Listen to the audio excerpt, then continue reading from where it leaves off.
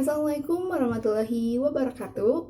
Halo semuanya, kami dari kelompok Seekers akan menjelaskan mengenai aplikasi kami yaitu Foodplans. Ya, aplikasi Foodplans ini merupakan aplikasi pemilihan makanan berdasarkan kebutuhan gizi dengan menggunakan metode SMART. Nah, sebelumnya, perkenalkan anggota dari kelompok Seekers, yaitu pertama ada Almira Dharma dengan NIM 2003354. Yang kedua, ada Faris Buddha dengan NIM 2000427. Yang ketiga, ada Fatani Zikri dengan NIM 2000696. Yang keempat, ada saya, Nerissa Arfiana dengan NIM 2006012. Yang kelima, ada Rivaldi Agustinus dengan NIM 2004488. Dan yang keenam, ada Sandi Faisal dengan NIM 2003918. Nah, di sini sebelumnya ada sebuah quotes dari Francois de la Rochefoucauld tahun 1613 sampai 1680.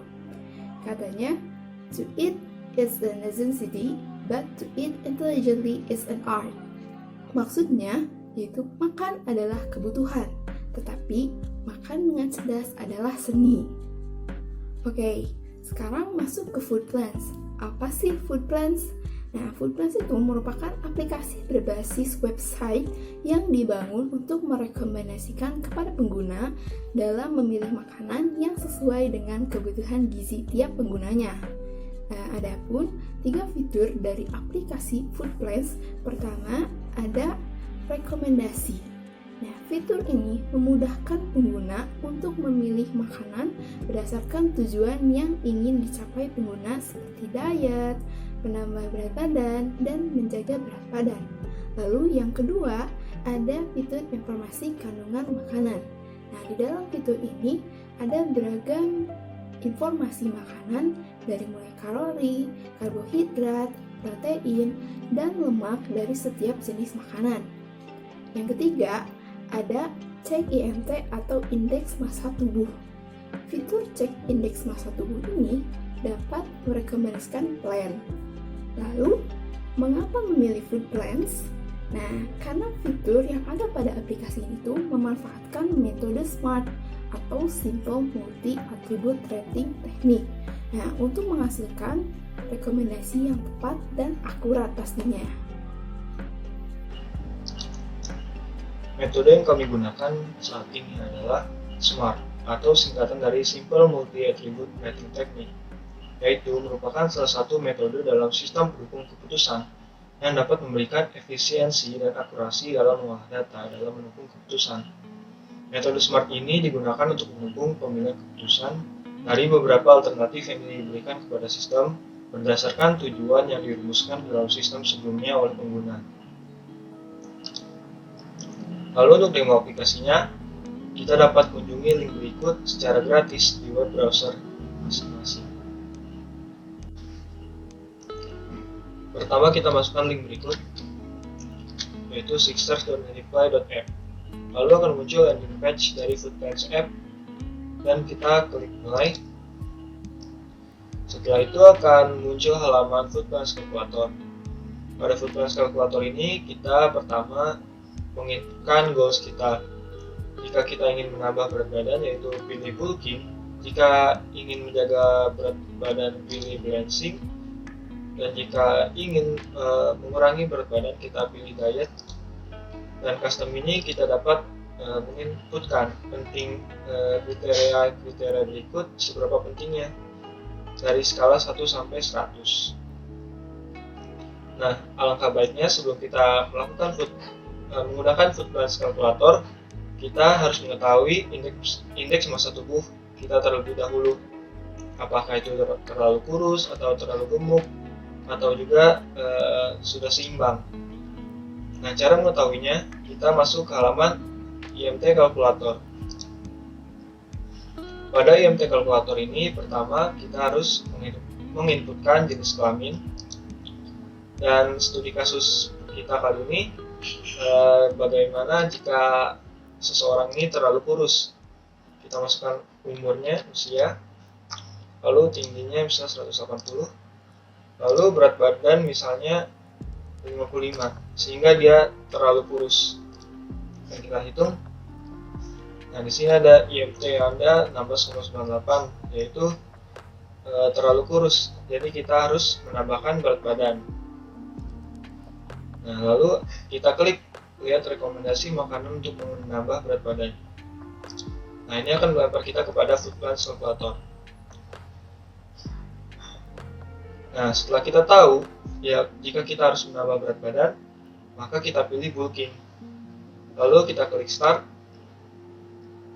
Nah, di dalam rekomendasi ini kita dapat mengetahui makanan apa aja yang direkomendasikan untuk kita, baik dari makanan pokok hingga buah-buahan. Dan jika kita ingin melihat detail dari makanan-makanan yang ada di sini, kita dapat masuk ke halaman food details. Nah, di sini terdapat informasi kandungan makanan. Kandungan ini disetting per 100 gram. Nah, di sini ada makanan pokok, ada lauk pauk, ada buah-buahan, dan juga ada sayur mayur. Setelah tahu bagaimana cara menggunakan aplikasi food balance tersebut, selanjutnya kami akan menjelaskan cara kerja metode SMART. Yang pertama, tahapannya yaitu menentukan kriteria. Kriteria yang kami gunakan yaitu pertama kalori, karena kalori ini merupakan nilai atau satuan yang menunjukkan seberapa banyak jumlah energi yang bisa diperoleh dari makanan dan minuman. Lalu kedua, protein. Protein ini berfungsi untuk memperbaiki dan menumbuhkan jaringan otot. Lalu yang ketiga yaitu lemak sebagai bahan energi dan juga menyimpan energi terbanyak untuk tubuh, serta membantu kita untuk merasa penuh atau kenyang. Lalu yang terakhir ada karbohidrat. Karbohidrat ini digunakan tubuh dengan cepat sebagai sumber energi karena struktur molekulnya ini yang minimal sehingga mudah dicerna. Langkah kedua dari metode SMART adalah pemberian bobot. Nah, pemberian bobot ini dilakukan terhadap kriteria yang telah disebutkan pada slide sebelumnya. Untuk contoh kasus, kita ambil program bulking. Nah, pada program bulking, pemberian kriteria dilakukan terhadap keempat kriteria. 100 untuk kalori, 90 untuk lemak, 70 untuk karbohidrat, dan 40 untuk protein. Dua teratas diduduki oleh kalori dan lemak, karena kalori dan lemak sangat mempengaruhi dalam penentuan berat badan. Lalu disusul oleh karbohidrat yang cukup mempengaruhi dalam penentuan berat badan. Nah, yang terakhir ada protein yang pengaruhnya berada di bawahnya. Nah, untuk selanjutnya ada langkah normalisasi bobot kriteria. Normalisasi bobot kriteria ini dilakukan dengan cara menghitung bobot dari setiap kriteria dengan membandingkan setiap nilai bobot dari kriteria dengan jumlah seluruh bobot kriteria. Nah, untuk contohnya kita ambil dari tabel normalisasi bobot kriteria. Itu terdapat kalori, protein, lemak, dan karbohidrat. Tadi di dalam rumus disebutkan bahwa normalisasi dilakukan dengan cara membandingkan bobot dari kriteria yang ditentukan dengan jumlah keseluruhan bobot, di mana jumlah keseluruhan bobot tadi adalah 300 untuk kalori, 100, 40 untuk protein, 90 untuk lemak, dan karbohidrat memiliki 70 nilai, sehingga keseluruhannya adalah 300. Nah, untuk kalori kita menghitung normalisasi bobot kriterianya yaitu 100 untuk bobot kalori yang dibagi dengan keseluruhan nilai bobot kalorinya, yaitu 300. 100 dibagi 300 yang menghasilkan 0,3 sekian. Ya. Untuk protein, lemak, dan karbohidrat juga dilakukan hal yang sama. Dan nilai total normalisasi dari semua bobot kriteria adalah 1, di mana 1 itu adalah 100%. Langkah selanjutnya adalah memberikan nilai parameter untuk tiap kriteria. Pada contoh kasus ini, nilai setiap kriteria berbentuk kuantitatif sehingga kita tidak perlu lagi melakukan penghitungan nilai parameter. Tetapi jika nilai yang kita miliki adalah kualitatif, maka persamaan pada slide ini dapat dilakukan. Lalu kita menggunakan contoh kasus bulking. Nah, di contoh kasus ini, bobot yang memberikan kecenderungan lebih besar lebih baik pada beberapa kriteria. Contohnya adalah kalori itu lebih besar lebih baik, lemak lebih besar lebih baik, karbohidrat lebih besar lebih baik, sedangkan protein lebih kecil lebih baik. Langkah selanjutnya adalah menentukan nilai utilitas atau utility.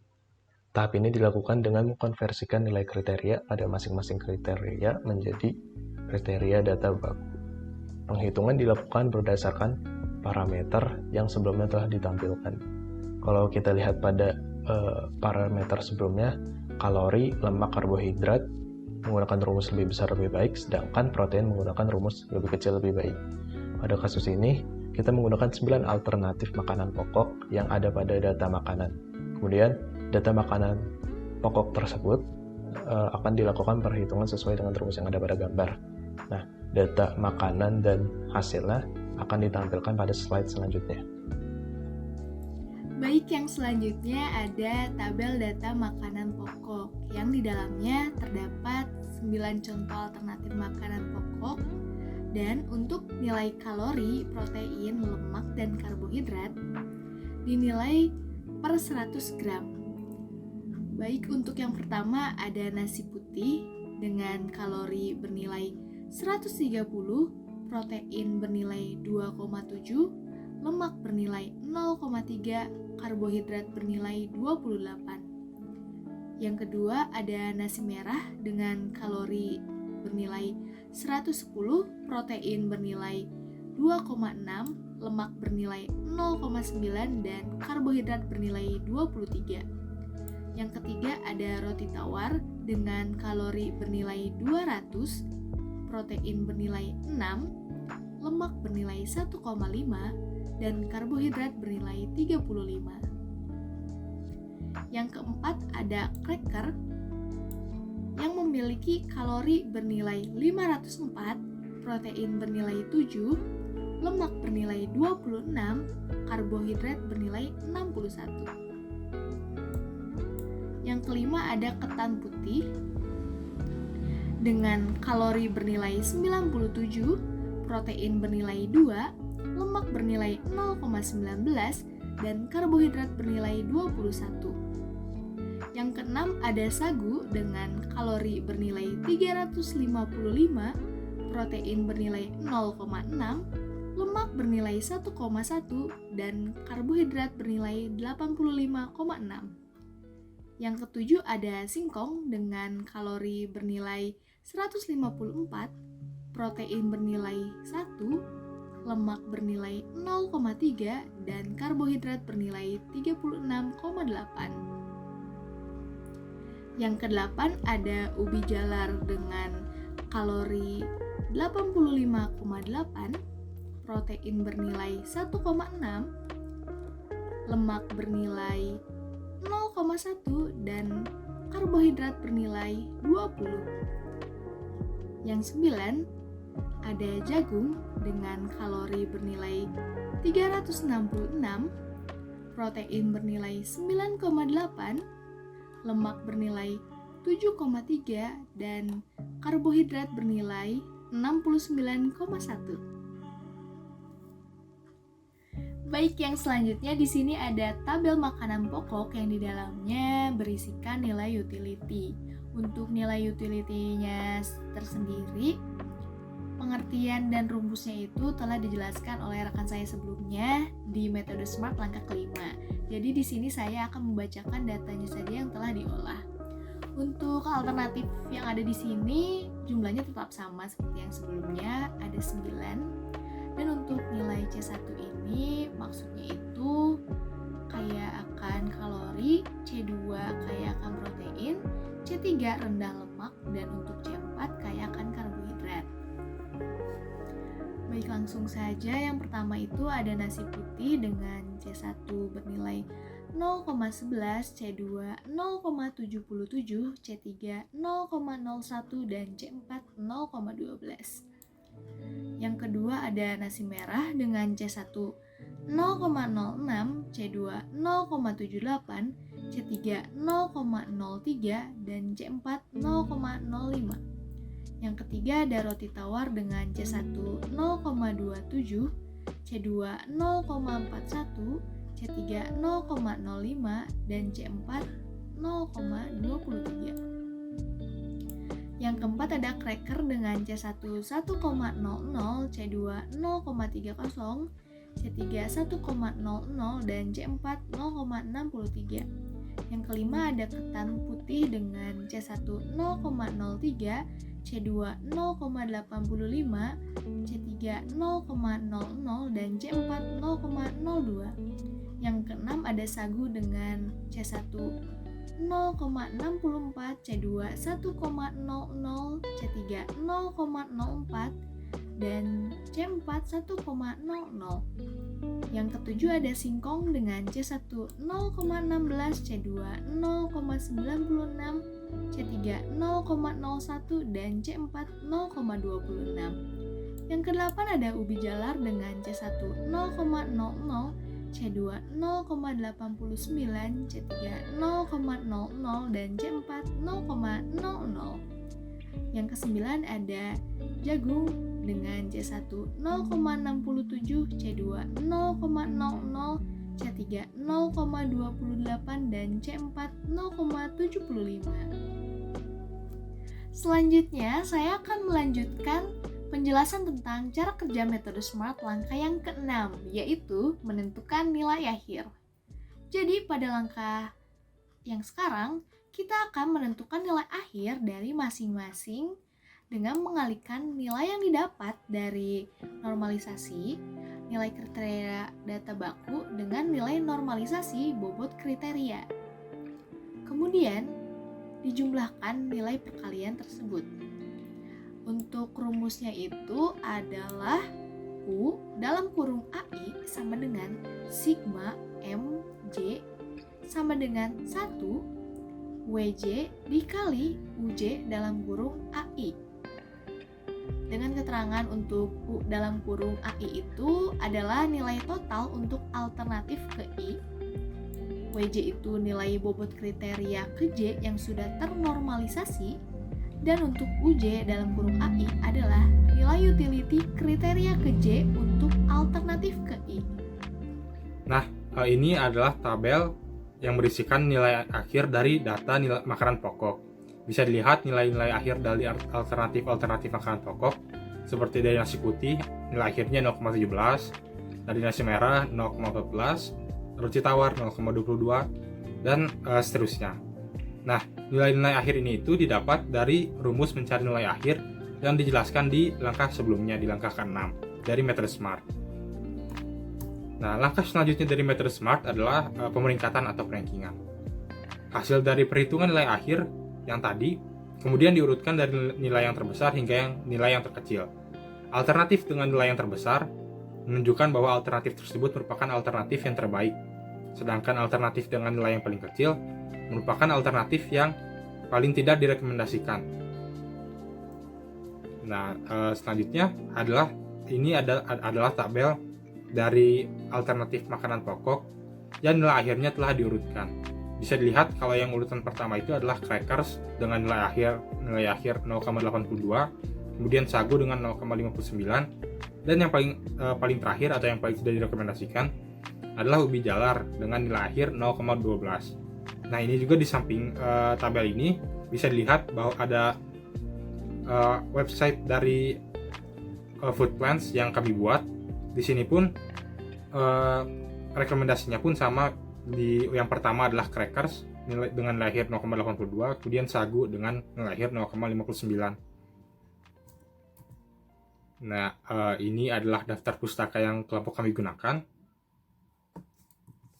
Mohon maaf bila ada kesalahan atas penyampaian kata-kata atau yang lainnya dari kelompok kami. Sekian dan terima kasih.